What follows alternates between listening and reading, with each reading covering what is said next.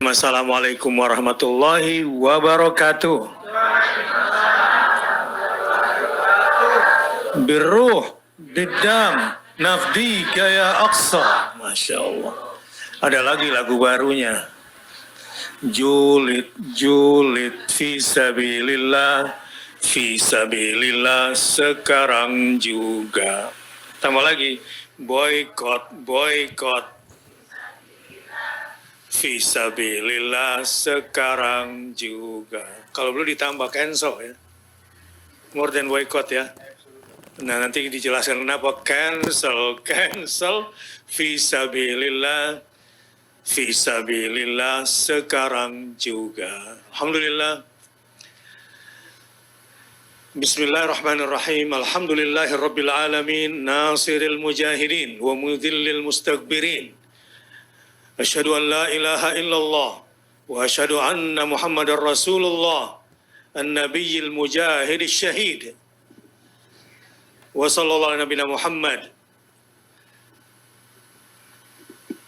Setelah frustrasi tidak berhasil menemukan dan memberantas kelompok perlawanan di Gaza, terutama Hamas yang paling mereka benci, mereka kemudian menculik rakyat sipil, ditelanjangi, difoto, dianiaya, katanya inilah Hamas.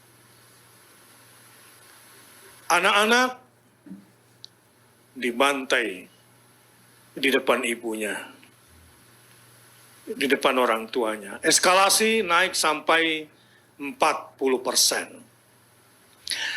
Masyarakat dunia sama sekali tidak didengarkan oleh makhluk yang konon lebih hina dari binatang ini. Kenapa? Wala ta'lunna 'uluwan kabira.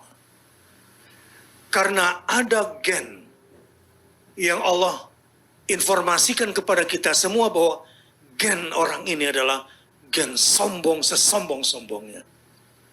Dan tidak ada garis keturunan sampai kepada Nabi Musa dan Isa. Secara ideologis tentunya. Apa yang terjadi pada hari ini? Mereka membuat banjir. Khususnya di perbatasan antara Gaza Utara dengan Gaza Tengah. Di situ ada namanya Wadi Gaza.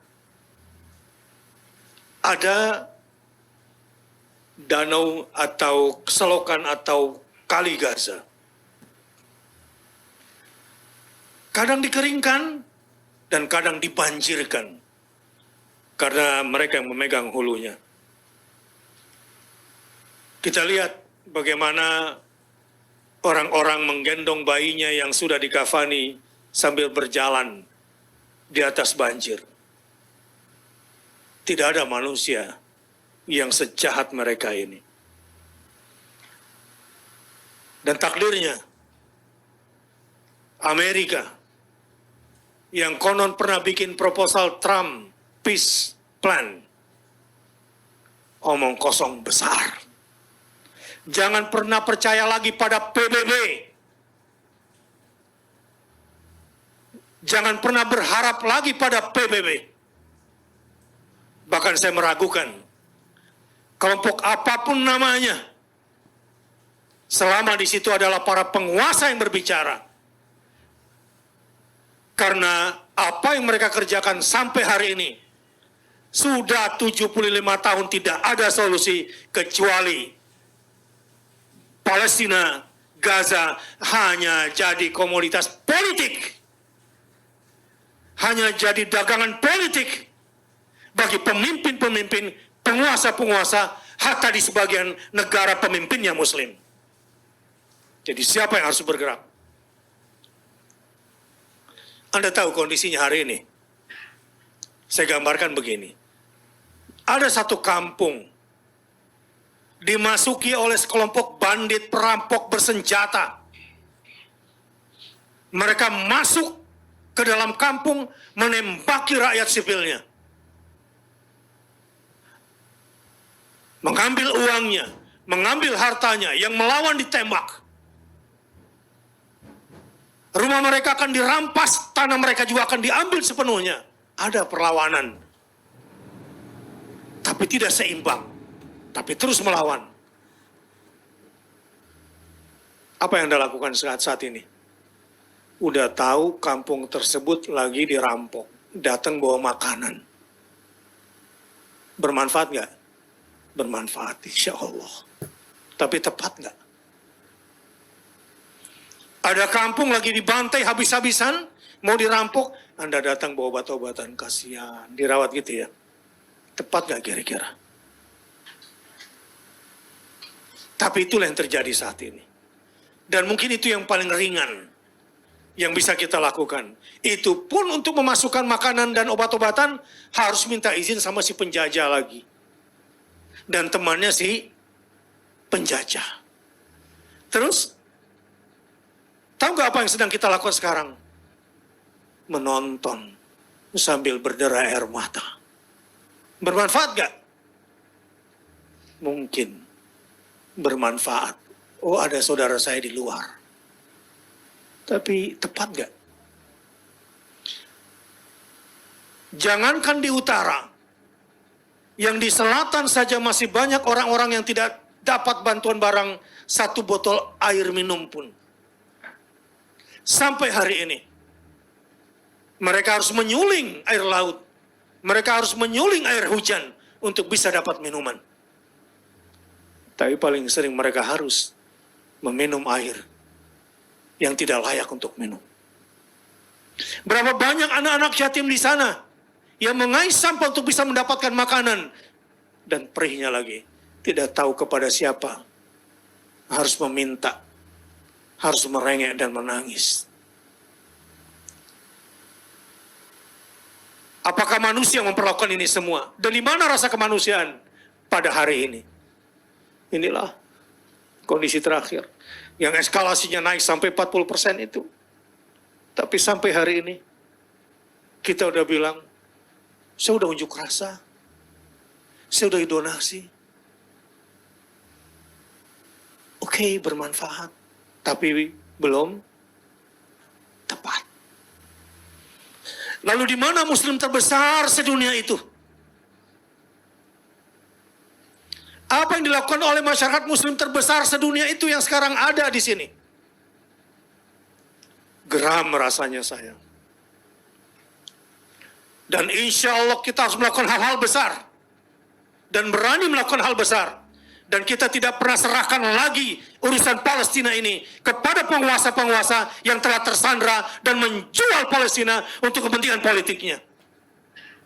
Saatnya masyarakat, people power, bersatu dengan global people power, kita hancurkan penjajah yang satu ini.